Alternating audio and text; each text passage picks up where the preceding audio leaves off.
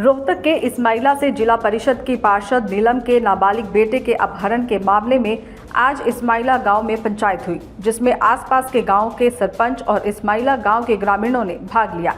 पंचायत में फैसला लिया गया कि 11 सदस्यीय कमेटी आरोपियों के खिलाफ कार्रवाई की मांग को लेकर पुलिस प्रशासन से बातचीत करेगी।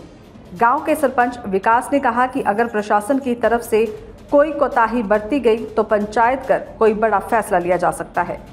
रोहतक जिला परिषद की अध्यक्ष मंजू हुड्डा, जिसने गढ़ी सांपला किलोई विधानसभा क्षेत्र से भूपेंद्र सिंह हुड्डा के खिलाफ भारतीय जनता पार्टी के प्रत्याशी के तौर पर चुनाव लड़ा था, उसके खिलाफ रोहतक जिला परिषद के पार्षदों ने अविश्वास प्रस्ताव दिया हुआ है, जिस पर आज वोटिंग भी होनी थी। इस दौरान 21 अक्टूबर को जिला परिषद की पार्षद इस्माइला निवासी नीलम के 15 वर्षीय बेटे का अपहरण कर लिया गया, लेकिन 2 घंटे बाद ही उसे छोड़ दिया गया। इस अपहरण का आरोप जिला परिषद अध्यक्ष मंजू हुड्डा के पति राजेश सरकारी पर लगा था और मंजू हुड्डा और राजेश सरकारी के खिलाफ अपहरण का आरोप लगाते हुए एफआईआर दर्ज करवाई गई थी, लेकिन अभी तक उनकी गिरफ्तारी नहीं हुई है। राजेश सरकारी और मंजू हुड्डा पर आरोप लगाया है कि अविश्वास प्रस्ताव के दौरान पार्षद नीलम मंजू हुड्डा के पक्ष में वोट डाले, अन्यथा उनके बेटे को मार दिया जाएगा, जिसके चलते आज इस्माइला गांव में एक पंचायत बुलाई गई और पंचायत में ये निर्णय लिया गया कि 11 सदस्यों की एक कमेटी पूरे मामले को देखते हुए पुलिस प्रशासन से बात कर उनकी गिरफ्तारी और कार्रवाई की मांग करेगी। विकास, आज पंचायत हुई थी जो छात्र का हुआ था, उस मामले में क्या फैसला हुआ? गांव पंचायत ने सारे आसपास के सभी सरपंच साथी थे, गांव को अंडा के आदमी थे, सब ने मिलकर यो निष्कर्ष पर पहुंचे। गांव ने 11 आदमी की कमेटी बनाई है। जो 11 आदमी कमेटी है, बीच में पंचायत के बीच में SHO साहब भी आए थे, वो भी पंचायत से उन्होंने भी कुछ और समय मांगा है। और जिसमें हम भी ये चाहते हैं भाई कोई भी ऐसी कोई हम शांतिपूर्वक, हमारा सिर्फ एक ही मोटिव है, अगर जो हमारे बच्चे के साथ जिसने भी इतनी शर्मनाक घटना करी है वे दोषी पकड़े जाएं, उनके खिलाफ सख्त से सख्त कार्रवाई की जाए। तो क्या अभी तक की पुलिस कार्रवाई से आप सेटिस्फाइड नहीं जी, 3 दिन हो चुके हैं इस घटना को और अब तक कोई भी पकड़ा नहीं गया, ना कोई हमें पुलिस की तरफ से कोई संतोषजनक रवैया। नामजद एफआईआर दर्ज, जिसमें जो जिला परिषद के चेयरमैन हैं, उनके पति हैं, उनकी नाम दर्ज एफआईआर है, तो क्या सबसे पहली डिमांड उन्हीं की गिरफ्तारी की? हम तो जो हमने हमारे बेटे ने धैर्य ने जो खुद एक साक्ष्य है वो उसने और की जरूरत नहीं, जब उसने खुद ही पहचान कर रखी है, दोषियों के नाम बता रखे हैं, उसमें तो वो पुलिस को भी नहीं है, कोई और बहाना भी नहीं है। जब नामजद एफआईआर करवा रही, सभी के नाम बता रखे हैं और अब तक कोई गिरफ्तारी नहीं है, ये तो पुलिस कार्रवाई से बिल्कुल गाँव राम पूरा संतुष्ट नहीं है।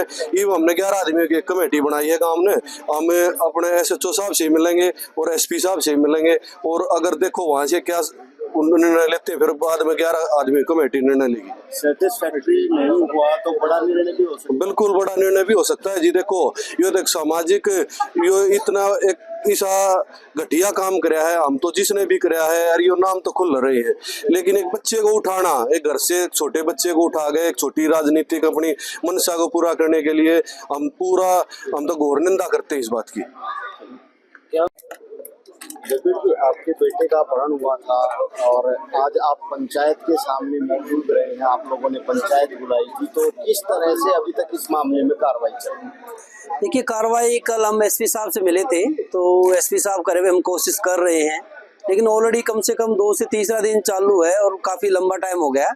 तो मैं भी सर को ये कह रहा था, सर जिस आदमी का बैकग्राउंड हो सकता है इतना अच्छा ना हो, तो उसमें गांव को भी और हमें भी ये मन में है कि जो आदमी इतनी छोटी बात कर सकता है तो आगे और भी कोई हादसा कर सकता है, तो आप जल्द से जल्द कार्रवाई कीजिए। तो क्या पंचायत जो कार्रवाई कर रही है आप उससे संतुष्ट हैं?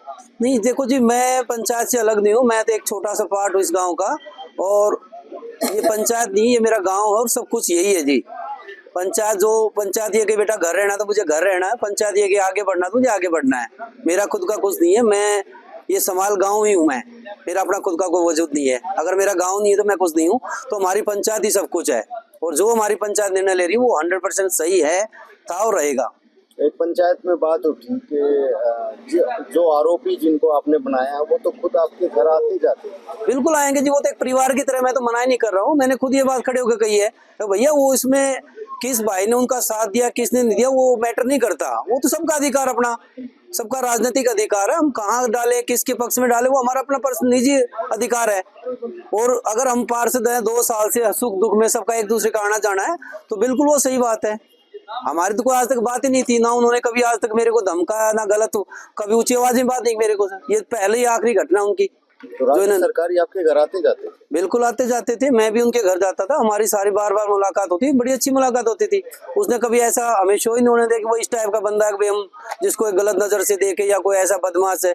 हम तो उसको एक अपनी तरह एक अच्छा तरीके से भाई अच्छा ह्यूमन बीइंग है, हम तो ये मान के चल रहे थे। तो मोटिव सिर्फ यही है कि जो अविश्वास प्रस्ताव है उसको लेकर के उनके पक्ष में वोट डालें? देखो मोटिव तो ये चीजें कुछ बारीकली होती है, जो टेक्निकल है पुलिस उनको पकड़ेगी, जो आरोपी हैं उनसे पूछेंगी वो अपना क्या जवाब देते हैं। हमारी नॉलेज में फिलहाल ये कि आज हमारे जिला परिषद की वोटिंग होनी थी अविश्वास प्रस्ताव उनके खिलाफ, ऑलरेडी वो पहले से कई बार रिक्वेस्ट कर चुके थे और मैं उनको रिजेक्ट कर चुका था, भाई मैं तो आपकी हेल्प नहीं करूंगा।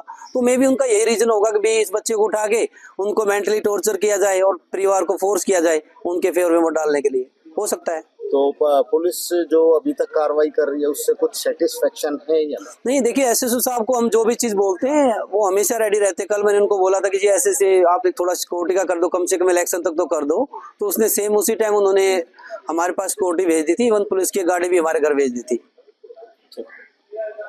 दैनिक सवेरा के लिए रोहतक से सुरेंद्र सिंह की रिपोर्ट। देश दुनिया की हर खबर सबसे पहले देखने के लिए फॉलो करें Dainik Savera TV, YouTube, Facebook, Instagram, X और व्हाट्सएप चैनल पर।